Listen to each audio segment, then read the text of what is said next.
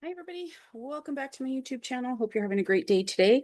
It is July 2nd, so excuse me, happy belated Canada Day to my Canadian friends and happy Independence Day coming up for 4th of July to anybody who's joining us from the States. And yeah, I don't know about, UK days and whatever, but happy summer to you guys too. Wherever you are in the world, happy summer. Unless, of course, you're down under, then happy winter. Um, I am coming on today, so I don't know what things are like for you guys. I'm having some nice time in the basement, but it's like 32 degrees outside and it's hot even in my basement. So, yeah, good day to come and do some filming. I have a birthday card that I'm making for a friend. This video is probably not going to go up until August because, again, I'm still trying to do the Christmas in July, so we'll see how that goes. But yeah, I have a friend who's having a birthday this week, and I had colored an image for her. And I just kind of wanted to show you. I saw this on a video once by a brilliant YouTuber who does beautiful, like amazing watercolor cards and images and things like that. And her name is Christina Warner, and that's Christina with a K. Werner, WERN, as in Nancy, ER. You can search her on YouTube. She's got beautiful tutorials and things like that using watercolor mediums mostly for card making, which is just amazing. But I had seen her do something similar, and then I saw coming across my feed, I saw something similar with a gardening. Somebody had done a die cut and put it on here, and I thought, let's show that. What does that look like? So I want to show a couple of different options. So these are the images that I'm working with today. So this was a stamp. These are by sorry, excuse me, Art Impressions. I borrowed this stamp from a friend, and I had two options. I could fussy cut it, or I could use a die cut. So when I stamp out things, because sometimes I'm borrowing a friend's stamp, or if I've got mine, I like to stamp them out four, five, six images at a time. I stamp them with my Gina K amalgam ink as the black. That way, then I know I can color them either watercolor, pencil crayons, or alcohol markers because it's an amalgam ink. So you can use it for any kind of medium. So I don't have to worry about what kind of inks I can use to color it in. I just like to stamp them, and then I can put them into a protective sleeve, and then I can take my coloring with, like if I'm going for a short crop or going and babysitting my niece and nephew, I might have a couple of hours. But for example, I also just came back from a week of holidays and I took some coloring with me. It was really easy to take some crafting, get a few images done, without having to bring all of my stuff because I have so much, right? So typically what I do when I'm stamping is I pick like a good cardstock, and then I will stamp several images onto the one piece, and then I can color them and then I can cut them out when I'm ready for that particular card. See, so for example, this is what happened with this lady here, right? I had two of them plus the little accessories that went with it on one piece of card. So one of them I fussy cut out. The other one, it got a little close. So I had to use now I could cut this out with a trimmer and just square it off or use a rectangle and mat it or something like that. Or I could use a nesting die that would fit this image and then fit a card or whatever. I had a circular one. I did end up having to cut off her toe a little bit just because of the way that I had cut around it, but that is another option if you don't like to fussy cut. So, that's really not a big deal for me. Most people are not going to notice that, and so that's great. So I'm happy with that, and that's what I'm going to do. So I decided that I wanted to create a background for this image. So I knew that I had colored this with my friend in mind. She's an avid gardener. For those of you that love gardening, love you for it. It's not me. Yeah, it's a lot of work for something that is not fun for me. But I wanted to talk about a couple of options that you could do when you were putting these down. So you'll see here on the image, there's these kind of movement, like it makes the picture look like she's got movement, right? So there's a couple here, there's a couple here, so that's supposed to indicate that she's kind of moving. So if you had an action wobbler, which is one of those, it's a little sticker that sticks to your card and then sticks to the image, and it has a spring on it. So when you put it on there and then it bounces up and down or kind of moves. So every time you touched it, it would go boing. So you could do that. You could also do that on this as well. Like there's enough room. Sorry, I've already stuck my foam tape on the back because you guys don't have to watch that. That's a good way to take a 20-minute video and make it an hour and 20 minutes or something. But you could put, if it was a small enough size, you could put the action wobbler, stick it on the back of here and have her on here. And then every time that the card moves or whatever, they shake it, it gives a little bit of spring action. Action wobblers, that's what they're called, is an action wobbler. I've seen that you can get them from like scrapbook.com, Michael's, big box stores. I've seen them on Ali, Amazon, Temu, whatever. You can find them there. Okay. So what I want to do is I'm going to be using some watercolor. Now I have, depending on what you have, you can use whatever you've got. What you will need though is watercolor cardstock. You can't do this on regular cardstock because you're going to have to move and you're going to rub on your paper quite a bit. So you want to make sure that you've got watercolor cardstock because it will handle the water and then allow the ink to move on it. Okay. So you need a dye-based ink or watercolor pencils or watercolor pens. So I'm going to show you with two different options. Okay. So these are called Arteza and they're real brush pens. So this is basically like a painting marker. So I can put this on my substrate or so on my paper, and then I can take some water and draw it down. So I'll actually show you with a nice bright color here. So I'll use this bright green. And this is some watercolor paper that I'm testing out. I got it from Dollar Tree. So we'll see how well it works. So what I want to do is I'm going to take my brush marker and I'm going to just add it onto my paper. So you can see it's almost like, well, it is a marker basically, but it is like a watercolor paint that's in there. So now I'm going to take my, and I don't know if I did a video on these or not, but this is just a water brush pen. And I'm going to add a little bit of water to the edge of it. And now I'm going to come in and I'm going to move my ink around using the water. So going back, you can see that I have to go back over where I've already colored down, right? So I'm picking up and I'm moving that ink. You cannot get ink like this to move very well on that's not regular cardstock, sorry, on the regular, where did I put my images?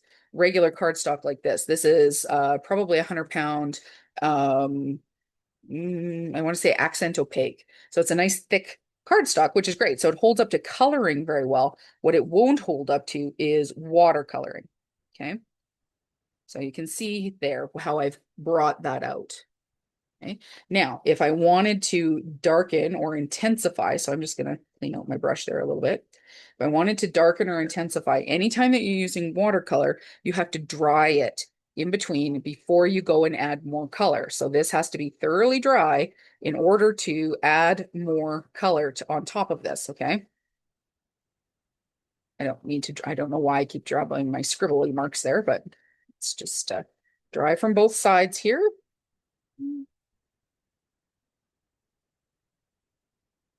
So this is how we can add in our shades, our tones, our highlights. There we go. Okay.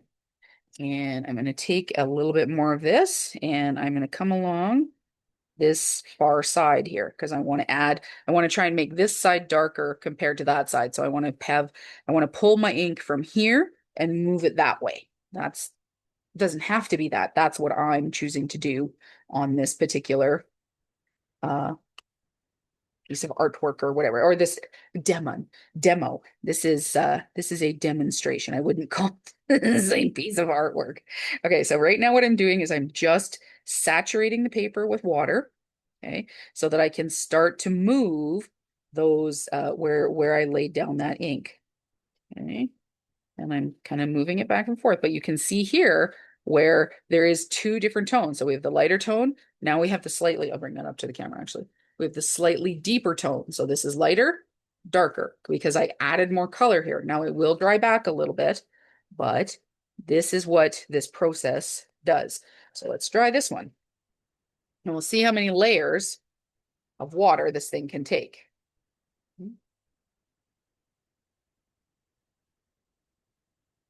because again, I'm testing this out, but it's always a good idea before you're using watercolor, especially if you're not familiar with watercolor or any kind of coloring, actually. It's a really good idea to make sure that you're tested, like use a junk, not a junk, but a scratch piece of paper or whatever, so you can test your colors, see how it's going to react for you before you go and try and do your main project. It's also the nice thing though about cutting like a card panel is I can do this and I can cut many of these. And then if I flub up one, you know me, I don't tend to throw them away. But if I had to, if I had really pooped it up, I could throw it away if I needed to. But I don't usually get to that point. So now I want to add, again, I'm adding a little bit more color here on the left because I want to drag it from here to the right. But I don't want to go as far. So see, I've got one layer of color, second layer of color. Now I'm going to add this, hopefully well, not hopefully, I am adding this third layer of color. Okay. I'm going to bring this in. I'm going to saturate so that I can move that ink around, pull out that color.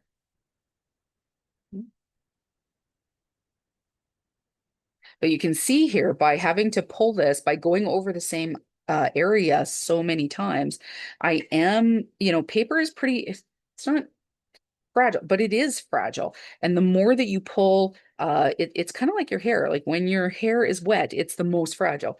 Paper, when it is wet, is the most fragile. The fibers in the paper are the most fragile. So you can do the most damage, which is why you need it to be a watercolor so it can handle not only the water, but the movement back and forth of your brush of because it's a lot of dragging. So you don't get so much pilling, those kind of things. Okay. At least that's what I understand. Because again, I am not a pro at watercoloring at all. I just I'm just winging it and here we go kind of thing. Okay. All right. So here we go. So you can see here, ooh, that's toasted.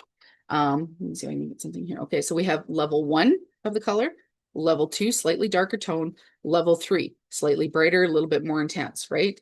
As each one as I've gone, but you've noticed then that I had to dry it. So I drug it out, then I added the next color, dried it, and then I added the next color and pulled that out, and then dried it, and then added the next color, same color, and pulled it out. So that's how I'm getting multiple shades. Okay. Now, one other option that you can do if you don't have like a marker or something like that, because these I could even, if I wanted to, I could add it to my board here, just like this. And I could add some water here and pick that up and draw it on, just like that. And obviously, the less water that I add to it, the more intense the color. So can't get that. So let's see if I can add more color here. And drag that. So I'm not going to add any more water, but what I want to do is I'm going to pull some of the water from this splotch that I had here already, add that in. Okay. Now that's a more intense color than the previous one because this one got more watered down than this. I just added a little bit of water to that second spot here. Okay. So that's one option. The other option, while I've still got some water on here, is if you've got dye-based inks. So this is my Elements by Lavinia. It's a dye-based, which means it's water-based, which means that I can add water to it to create a watercolor effect.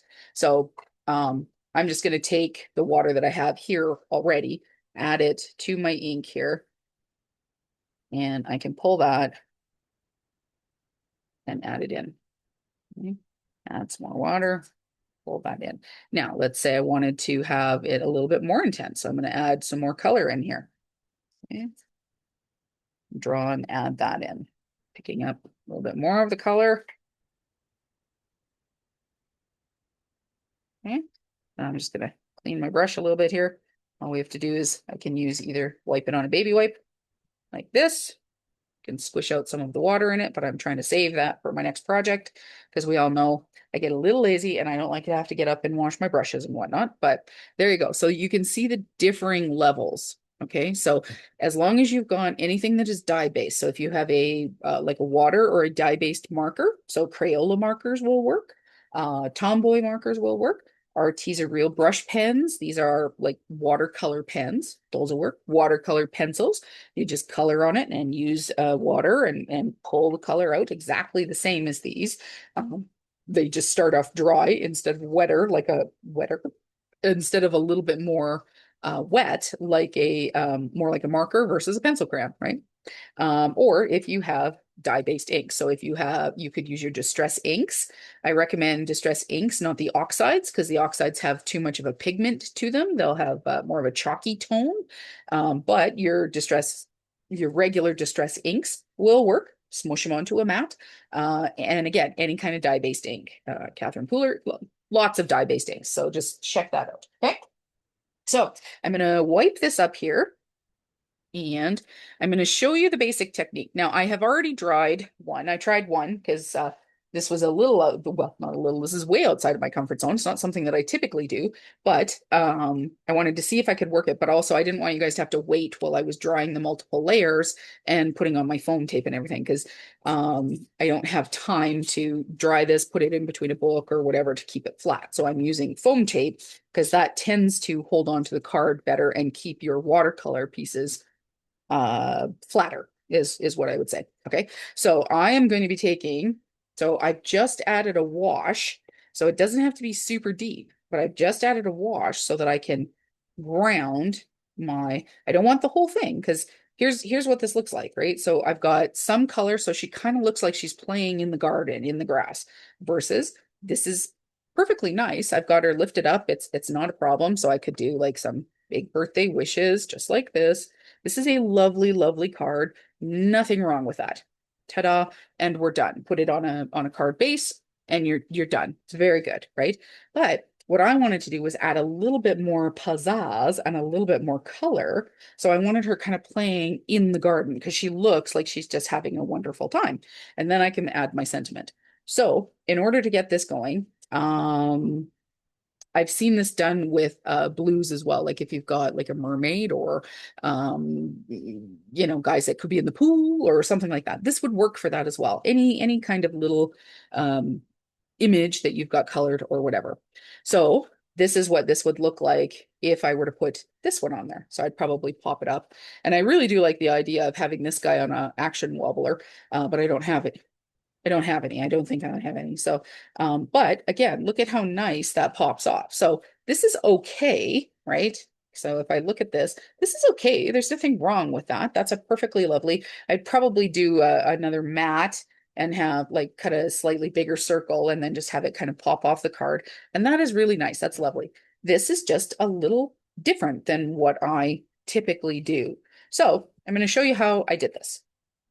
All right, so I'm going to put that to the side. So likely, I'm going to start at the bottom again, same as what I had done, and I'm going to choose the same colors. So this is the color that I used, which is Green Tea by Arteza. Um, yeah, let's see, do I want the light? Do I like the darker one? What do you guys think? Let's see what happens if we put this. And the light green. You know what? I like the lighter green. Let's go with the lighter green for the second one. Okay. So not using green tea. This one was green tea plus the olive. So, but this one I am going to go with light green. Okay. And I'm going to choose the smoother side of the paper. So when you get watercolor, there's one side that tends to be a little rougher, a little more rough, and then one side that is smoother. So I'm going to go with the smoother side to start with. And I am going to again add my color. And I'm kind of keeping, because I want this to be a fairly organic shape, right? So I don't need it to be like I kind of want it to be almost like a garden patch. So I don't need it to be too specific or, I don't have to get out a slide rule. You wouldn't use that, but I don't have to get out a ruler or even like another die or something to measure. I just know that I want it to pretty much go from side to side. I want a little bit of white on the sides, but mostly I want it to go from side to side. And so now I'm just coming in with my water brush pen and I am dragging that color. I want to make sure that it's saturated, but I am also dragging that color up. because this is the bottom, I'm going to drag it up. And I'm doing that. So again, I'm adding the same tone. I want that tone to be in here, but I'm going to make this part darker and kind of drag it this way. So, and if you end up with too much water, that's fine, because you can do this and let it pool and have your water like work with gravity going down. Can do that too. Tip it a little bit like that. Okay, pretty happy with that. Now, if you want, if you start to get too many edges or you feel like it's too dark or too intense, you can come in with a paper towel and kind of sop up some of the deeper parts if you need to. Um, then you again, remember you have to go in and you have to dry it. Before I can put down any more color, I need to have this be dried. That's not good English. I need to have this dried or be dry.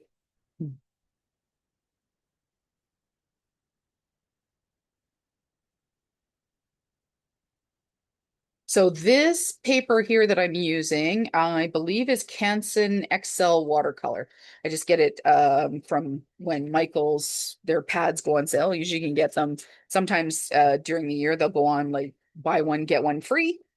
It's usually where I pick it up. You can get it on Amazon, whatever. You just want a a decent watercolor. Sometimes even the stuff from the dollar stores can be pretty good.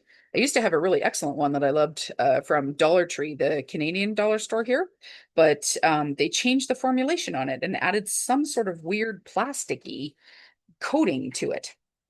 Okay, so you can see here that's dry. But even now, look at the tones that we have. So if I take my little image, so compared to the white, kind of makes her pop off of there a little bit, right? And even if, so I've still got the white background on this one because I just did the die cut, but that again kind of just pops right off of there. Okay, so now I'm going to take my brush pen again and I'm going to add some color here and a little bit there and in these areas here. And come in with my water brush pen and I'm going to squeeze it because it's loaded with water. So I'm going to squeeze it. And I'm just going to move that water around so that it starts to pick up and move that ink. So you can see here as I'm moving in these circles, this is why you have to use watercolor paper, because it's a lot of pressure moving this again and again and again on paper that has been subject to water. Average cardstock, doesn't matter how thick it is, would start to pill, bubble. You would not get the kind of results that you'd be looking for. Well, I mean, it's possible you might, but it's unlikely without it having some tearing, things like that. Okay, so I'm happy with that. Let's any edges. I do have an edge or two here, so I'm going to pop on the edge there. And that. And let's try this. So, and oftentimes you'll often see me picking up the piece and moving it back and forth, like front to back. And that's so that while it's drying, I'm getting both sides. Sometimes that can help a little bit to prevent some warping. It's not always perfect, but it does help a little bit.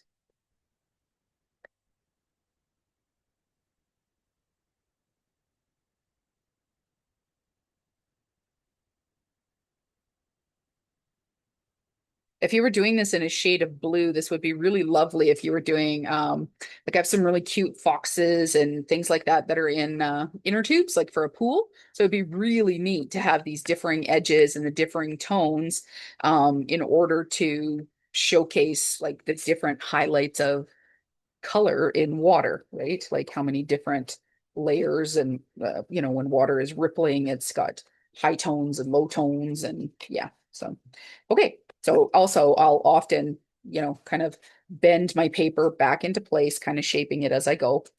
And so this time I want to add some deeper tones right in here. That. Good. Okay. And now again, I'm going to squeeze and allow for a little bit of water to come out of the brush pen, the brush marker. Nope. Yep, brush. Oh, water brush is the word. It's a word. It's a word. And I'm just moving this. Again, watercoloring in this kind of instance, it's very organic. This is not going to give you a perfect, um, well, I don't know. Maybe you're good at, maybe there's a way of doing it. Again, this is a practice for me. It's something I'm quite new at. But I just really like the look of the differing shades and how organic it is. It can be, more messy. It's not going to be, it's not meant to look perfect. And for some people, they don't like to craft that way, and that's fine. That is perfectly fine. Just, know that about yourself. It's a good thing to know.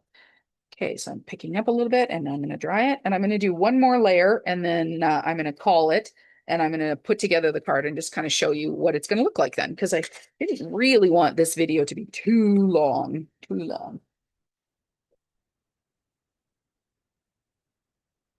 Not that I ever have any short videos, but it's an instructor. Think of it as a class, free class, free class.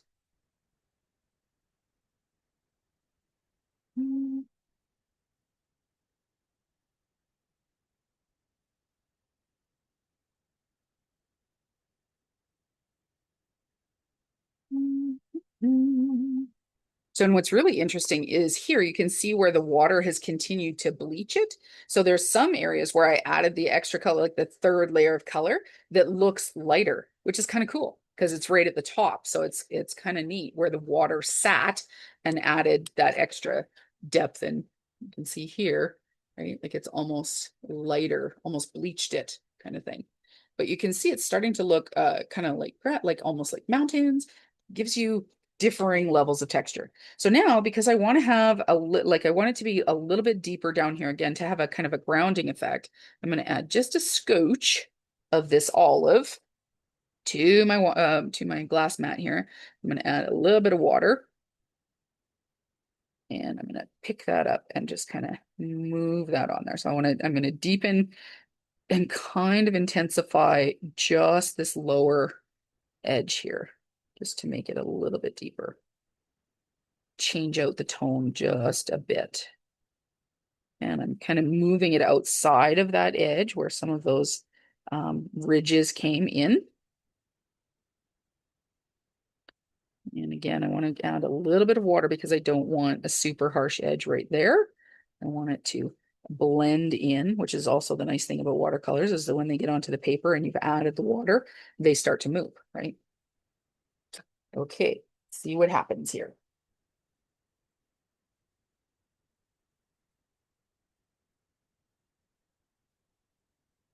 And while I'm waiting, I'm actually going to clear out my watercolor brush here too. So kind of squishing it and in some water and wiping it out. There, it's pretty much running clear. Went to use that again, and this last time, apparently I didn't clean it very well from the last time I used it because there was still a little bit of blue tint in it from when I was playing with my markers when I first got them, which was a month or so ago. No, that's not true. I think I got them for Christmas this year, so I think I was playing with them in January or February. That's how long it's been.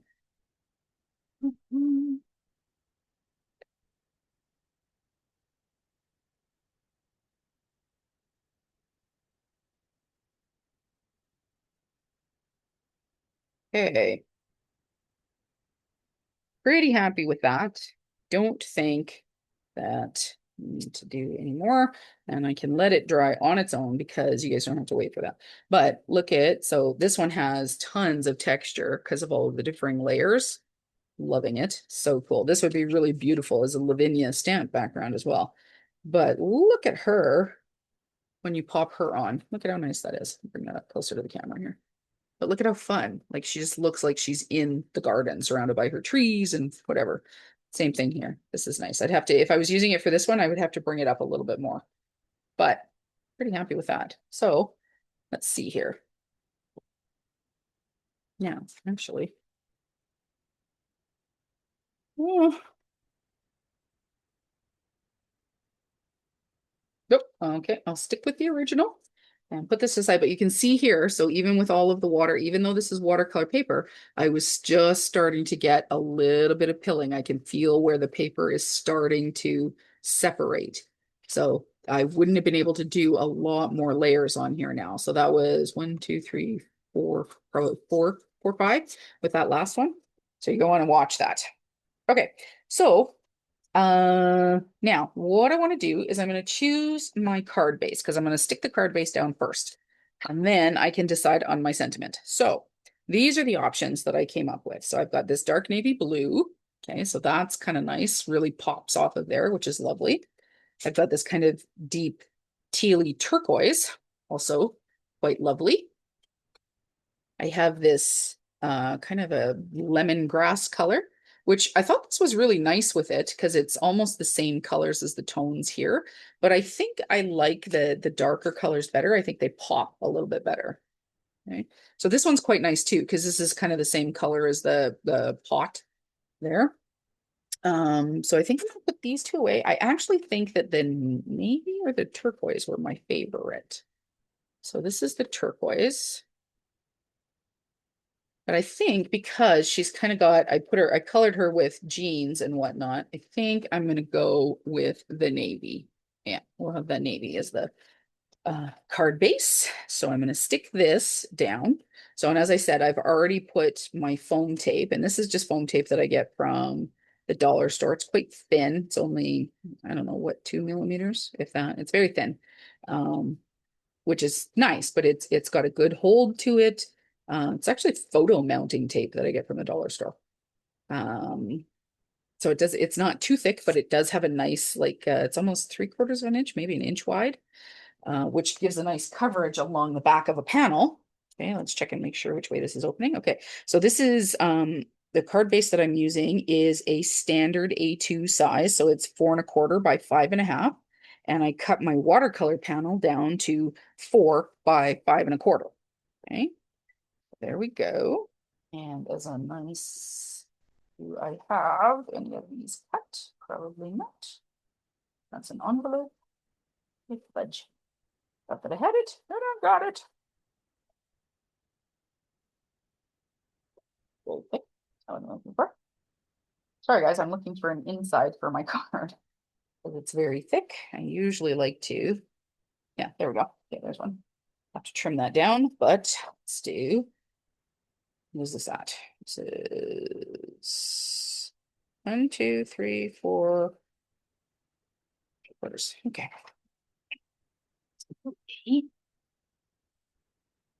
Okay.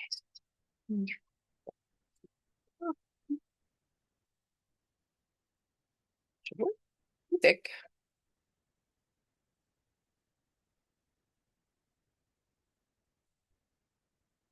Okay. Yeah. Okay. Slide back. Okay, so what this is for is to do, because this is a navy card, okay, most people do not have gel pens to write their message on the inside or anything like that. I do, obviously, but what I like to do then is to do this. I can stamp my sentiment, or if I was selling this or if I was giving this away, because I often give cards as gifts. I'll do like a nice gift set for a friend for their birthday or something like that, 5 or 6 cards. At Christmas time, I do the same thing. But on the darker colored card panels, I will add in just a piece of, not super thick. I tend to keep it somewhat thinner of some cardstock, but this way then it gives them a place where they can write their message, especially if they don't have a, what's the word I'm looking for? If they don't have if they don't have a gel pen, like a white or a silver or a gold, they can't write their message on here if you've left it like that, right? Okay, so now that I've decided on the navy background and I'm sticking with the kind of the limey green color here, okay, I want to add my happy little gardener. Now I'm going to decide on my sentiment because I've got some ones that have already been pre-trimmed or pre-cut out. Okay, so I've got this big birthday wishes. Now I quite like that. I think it's really fun. and really does do a good job. Looks like she's celebrating, right? So I've got this, and it's cut out in kind of a light blue mirrored cardstock. I've got this happy birthday that's kind of in a sea foam or like a minty green color. Happy birthday that's just very simple, but kind of classic. Gives it a little bit of pizzazz across the top there. So that's, I don't mind that one. That one's actually quite nice too. This happy birthday one is too big, but I do like this also has, so I have this in a kind of like a darker steel blue metallic cardstock. Nope, mirrored cardstock. And I think I could do like, whoops, like that. That's kind of nice too. Okay. Really just says happy birthday. So my personal favorites then are the happy birthday in this darker color because it matches that, or mm, or I didn't think that I would have this many that I was really happy with. I think that as much as I like the sentiment of the big birthday wishes, because she looks like she's just like, jumping into it, think that I'm going to put that one aside. So you're seeing live, well, not live, but recorded. This is my thought process on how I decide what sentiment, what goes where, which often, can be quite helpful. Happy birthday wishes, or just happy birthday. Okay. I like that one because it really does kind of blend with the green. It's not bad. Makes her the focal rather than the happy birthday. Still says happy birthday, but she's the focal, which is nice. I like that. Um, or let me see, I'm gonna do this one again and then hold it up and kind of see which one I do like better. There. Okay, happy birthday. That. Well, I think it's gonna have to be that blue happy birthday, hey? It's really, I like it. I like it. I like it. I like it. Okay. And unfortunately, it does have a few stringies hanging off of it, which is sometimes the problem when you're cutting a metallic or mirrored cardstock because it's got like the mirrored finish is a plastic, right? Like it's a, yeah. So when you cut it, when you use it as a die cut, often you'll get these little minute threads where it has cut between where it went through the paper, but also then it shredded a little bit. So you get those little filmos, which are a bit of a pain. So give me a second here, and I'm just gonna pop in some adhesive to stick down my sentiment. And I'm using, I have this one, I believe is Barely Art glue, Barely Art adhesive, sorry, that I put into my glue press from My Sweet Petunia, which is just the handiest blooming thing. Um, if using liquid adhesive is hard on your hands or something like this makes it so much easier. Ooh, they're a little fuzzy, but you could hide from me. Wah, wah, wah. Okay. Um, yeah, the way that it functions is it keeps all of your adhesive like right at the tip there. So I very rarely have a problem with it plugging. I don't have to squeeze hard and it all just kind of comes right out. Okay, so now I want to try and have that a little bit, well, not quite centered, but I want it to be, a little straight there ish. I mean, fortunately enough, it's kind of because it's got a bit of the script, it's not inherent that it has to be perfectly straight, which is good because I don't tend to do that. You just put it down and away we go.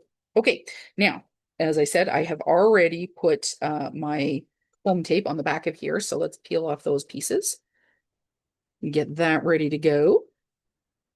So the stamp set that I got, or well, actually I borrowed because this isn't my stamp set. I really only have the one friend that likes to garden. Well, that's not true. I have a few friends that like to garden, but I had a vision when I saw this, so and I borrowed it from a friend, and yeah, I knew that this would have to be for my dear friend that my husband and I we hang out with quite a bit, and okay, that's good. Well, anyway, so but what else it came with as part of the set had a like a tiny little garden gnome, set of gloves, and then some gardening tools, which I just thought was really cute. So these guys I didn't have a die for. So again, I had to fussy cut them, but they weren't too bad. So sometimes if you're looking to save money in your crafting, like buying the stamps and the coordinating dies is always nice. I'm not gonna lie. It's my preferred way. However, if I'm looking at there's like, I don't know, 3 or 4 stamp sets that I would like, but I can really only afford two if I have to do the dies as well. Sometimes I'll look at them and say, okay, like what are the edges like? Like this was not that complicated to cut out. Even her, despite the fact that she had all of these, some of the edges and stuff, took me 2 minutes to cut out. So now if it's got a lot of fussy things, maybe then I do want the coordinating die. But this was not that complicated. Plus, I also tend to look at, so a stamp like this, how often am I going to use it? Am I going to use it 2 or 3 times? Well, then I can color that and I can cut it out myself.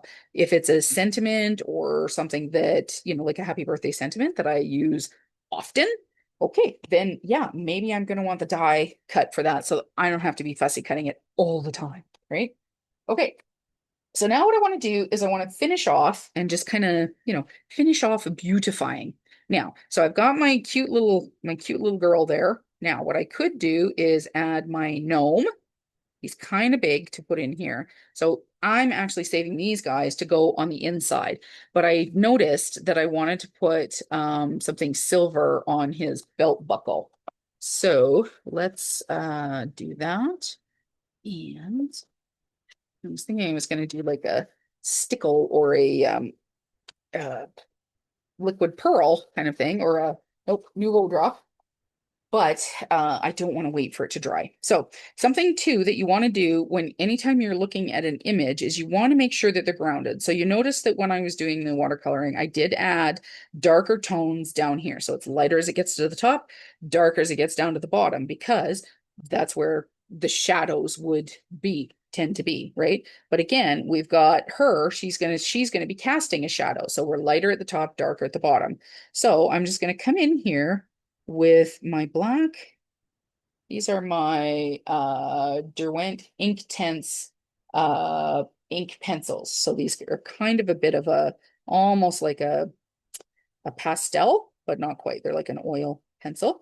So I just want to come in and I want to add just a bit of where her body or the tools would add just a bit of shadow. Not a lot, and especially because I've got them, in the air. I've got them in the air. That's not true. I've got her raised, right? But these things, if the sun was behind her, would be throwing a little bit of shadow. Now you're not going to see a ton of it, but you can see right here under her foot, I've added that little bit because that's where she's touching the ground. So we want to make sure that she is grounded. Just gonna add a little bit more there.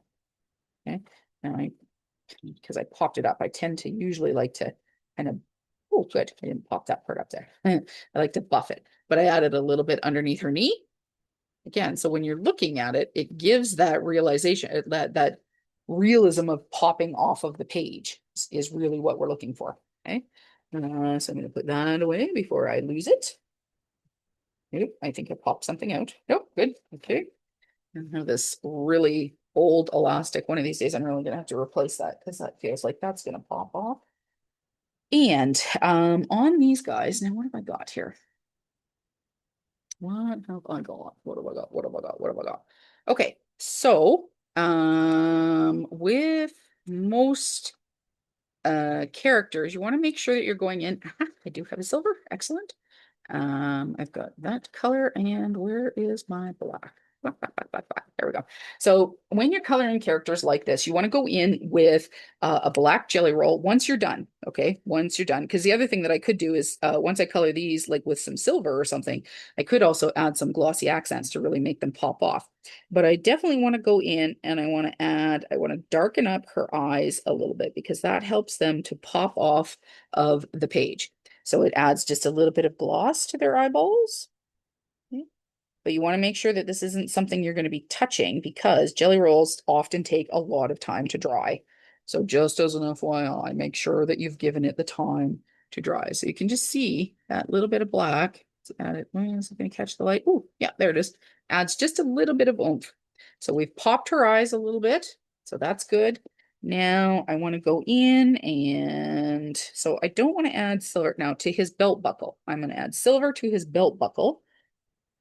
Could add gold as well, but I want it to be kind of shiny here.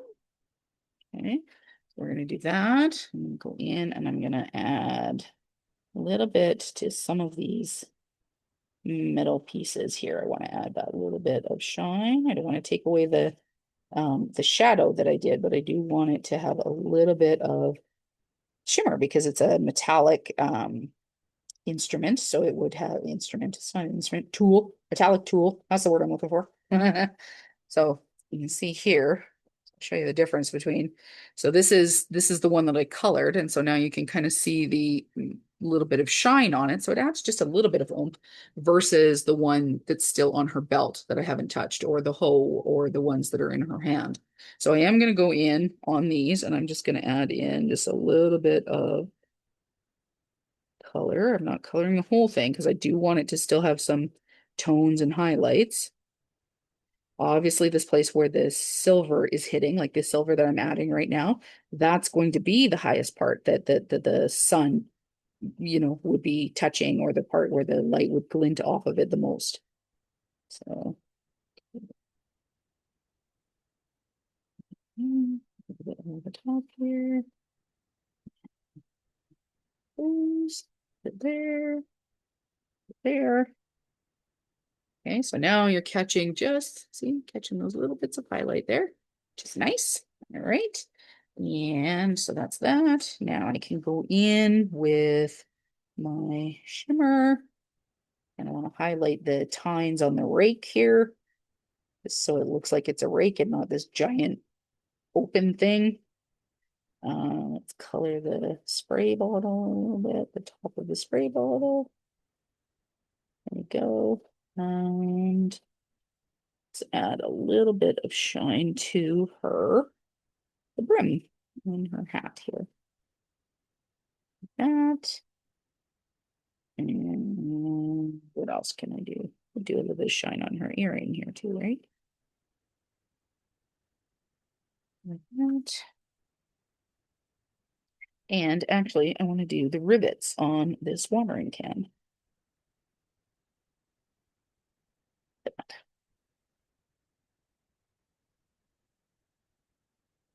There we go. Oh, neat. You can see there's a little bit of shine. Da, da, da, da. Okay, so we got that. Now I'm going to glue these little guys in here so you can see what that ends up looking like. Oh, did I smudge him? Oh, I could have just about smudged him.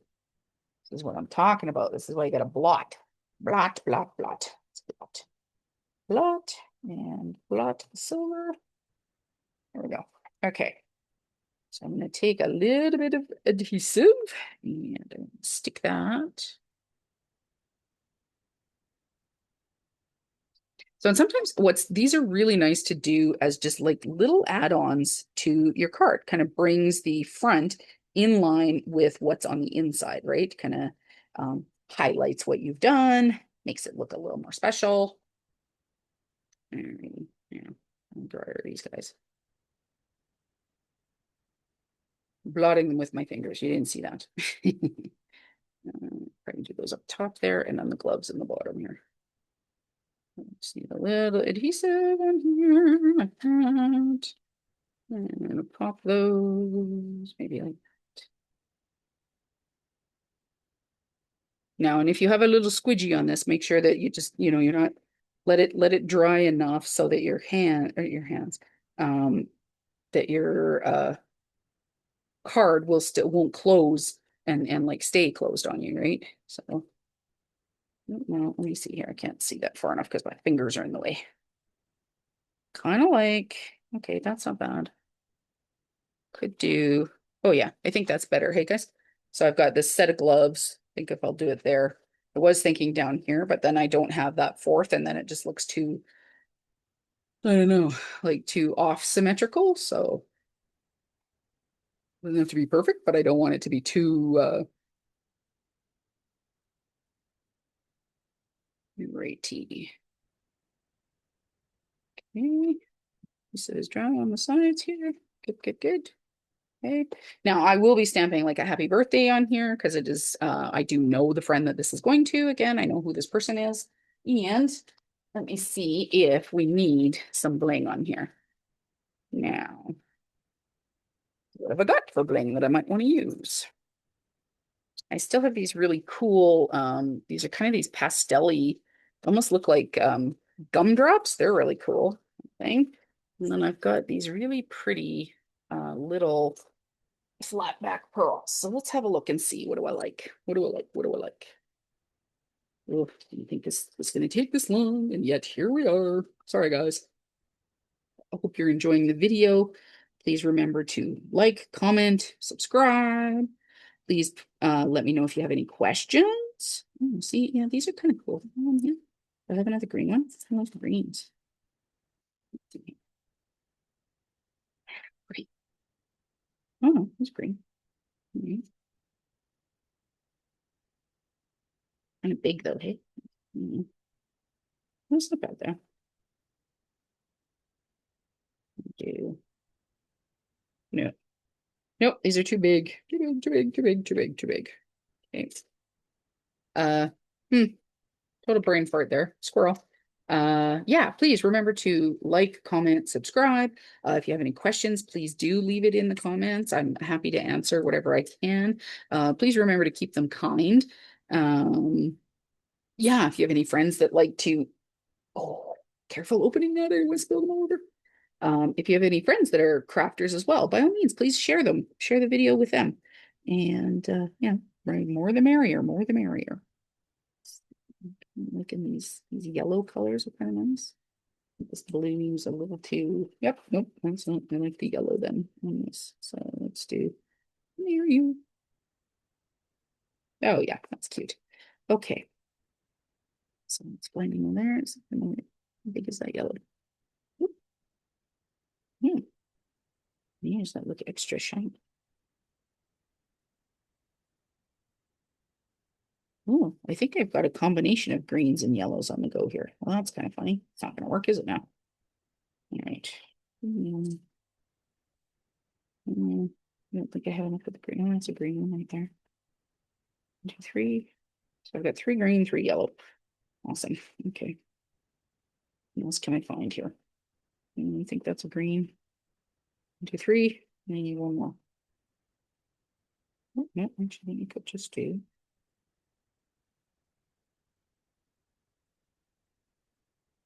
Just 3. Of course, I could also try blue. No, I like the green. Okay. And we're putting these away so that I don't sneeze and put them all over the place. So I'm actually just going to use 3 little dots here today, I think. Just let me play with them here for a minute. I kind of like them here, but do I need some down here? No, I think I have enough bling on here that I think I just want to do a little something, something there. I think that's kind of nice. Got a little bit of adhesive on the end there.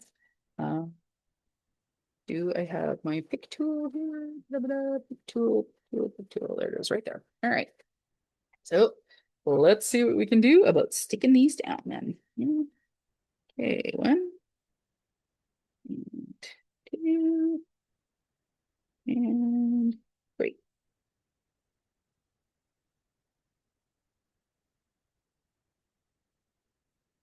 Okay, guys. Well, that's going to be the card today. Again, here's the different backgrounds. Again, it's just simple watercoloring. Makes a nice little background for using on your, particularly when you've got a colored image that you want to highlight and pop off of a page. I will see you guys in the next video. Take care and yeah, hopefully talk to you guys soon. Bye-bye.